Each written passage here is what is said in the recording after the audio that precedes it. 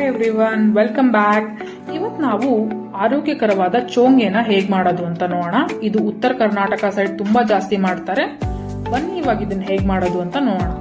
ನಾನಿಲ್ಲಿ ಫಸ್ಟ್ ಒಂದು ಬೌಲಿಗೆ 1 ಕಪ್ ಅಷ್ಟು ಗೋಧಿ ಹಿಟ್ಟು, 2 ರಿಂದ 3 ಟೀ ಸ್ಪೂನ್ ಅಷ್ಟು ನಾನಿಲ್ಲಿ ಬೆಲ್ಲನ ಹಾಕೊಂಡಿದ್ದೀನಿ. ನಿಮ್ಮ ಹತ್ರ ಆರ್ಗ್ಯಾನಿಕ್ ಬೆಲ್ಲ ಇಲ್ಲ ಅಂದ್ರೆ ನೀವು ಅಚ್ಚ ಬೆಲ್ಲನ ಪುಡಿ ಮಾಡಿ ಕೂಡ ಹಾಕೋಬಹುದು.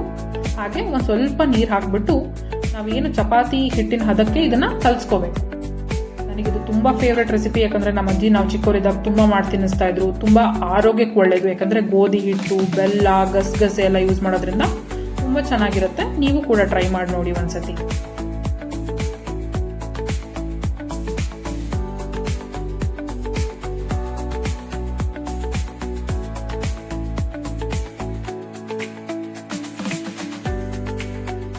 ಎಲ್ಲ ಚೆನ್ನಾಗಿ ಕಲ್ಸ್ಕೊಂಡ್ಮೇಲೆ ನಾನು ಇಲ್ಲಿ 1 ಟೀ ಸ್ಪೂನ್ ಅಷ್ಟು ಎಣ್ಣೆನ ಹಾಕ್ಬಿಟ್ಟು ಇನ್ನೊಂದ್ಸತಿ ನಾದ್ಕೊಂಡು ಒಂದು ಅರ್ಧ ಗಂಟೆ ಇದನ್ನ ರೆಸ್ಟ್ ಮಾಡಕ್ಕೆ ಸೈಡಿಗೆ ಇಡೋಣ.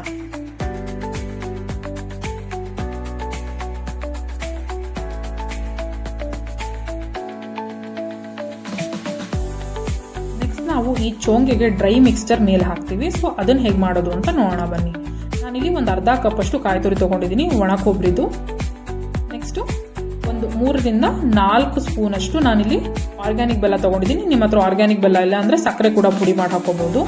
ಹಾಗೆ 1 ಟೀ ಸ್ಪೂನ್ ಅಷ್ಟು ನಾನಿಲ್ಲಿ ಏಲಕ್ಕಿನ ಪುಡಿ ಮಾಡಿ ಇಟ್ಕೊಂಡಿದ್ದೆ, ಸೊ ಅದನ್ನ ಹಾಕ್ತಾ ಇದ್ದೀನಿ. ಹಾಗೂ 2 ಟೀ ಸ್ಪೂನ್ ಅಷ್ಟು ಗಸಗಸೆನ ನೀವು ತಗೋಬಹುದು. ನಿಮಗೆ ಜಾಸ್ತಿ ಬೇಕಂದ್ರೆ ನೀವು ಜಾಸ್ತಿ ಕೂಡ ಹಾಕೋಬಹುದು.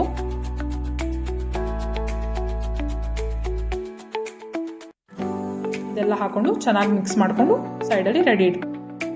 ನೆಕ್ಸ್ಟ್ ನಾವು ಇಲ್ಲಿ ಈ ಚೋಂಗೆ ಹಿಟ್ಟನ್ನ ಚಿಕ್ಕ ಚಿಕ್ಕ ಬಾಲ್ಸ್ ಆಗಿ ತುಂಡು ಮಾಡಿಕೊಂಡು ರೆಡಿ ಇಟ್ಕೊಳ್ಳೋಣ.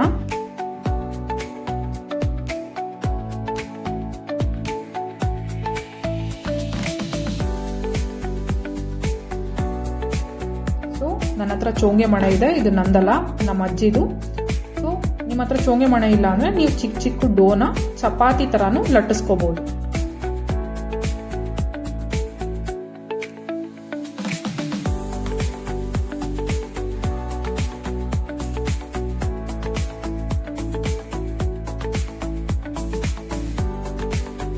ನಾವು ಚೋಂಗೆ ಎಲ್ಲ ಲಟ್ಟಿಸ್ಕೊಂಡ್ಮೇಲೆ ಒಂದು ತವ ಇಟ್ಬಿಟ್ಟು ಆ ತವಕ್ಕೆ ಒಂದು ಸ್ವಲ್ಪ ಎಣ್ಣೆ ಹಾಕ್ಬಿಟ್ಟು ಈ ಚೋಂಗೆ ಏನು ರೆಡಿ ಮಾಡ್ಕೊಂಡಿರ್ತೀವಲ್ಲ ಇದನ್ನ 2 ಸೈಡು ಸ್ವಲ್ಪ ಎಣ್ಣೆ ಹಾಕ್ಬಿಟ್ಟು ಚೆನ್ನಾಗಿ ಬೇಯಿಸ್ಕೋಬೇಕು.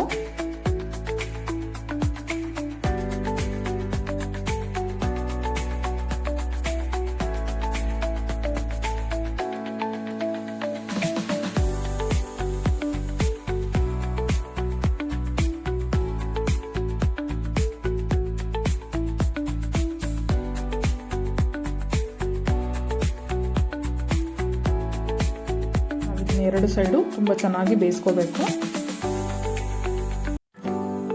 ಸೊ ನಾವಿದು 2 ಸೈಡು ಚೆನ್ನಾಗಿ ಬೆಂದ್ಮೇಲೆ ಇದಕ್ಕೆ ನಾವು 1 ಟೀ ಸ್ಪೂನ್ ಅಷ್ಟು ತುಪ್ಪನ ಹಾಕೋತಾ ಇದೀವಿ. ಯಾಕಂದ್ರೆ ನಾವು ಈ 2 ಸೈಡ್ ಚೆನ್ನಾಗಿ ಬೆಂದ್ಮೇಲೆ ಡ್ರೈ ಮಿಕ್ಸ್ಚರ್ ಹಾಕ್ಬೇಕಲ್ಲ.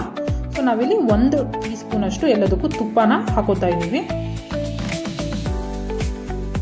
ಸೊ ತುಪ್ಪ ಹಾಕಿದ್ಮೇಲೆ ನಾವು ಏನು ಡ್ರೈ ಮಿಕ್ಸ್ಚರ್ ರೆಡಿ ಮಾಡಿರ್ತೀವಲ್ಲ ಅದನ್ನ ಇದ್ರ ಮೇಲ್ಗಡೆ ಹಾಕೋಬೇಕು.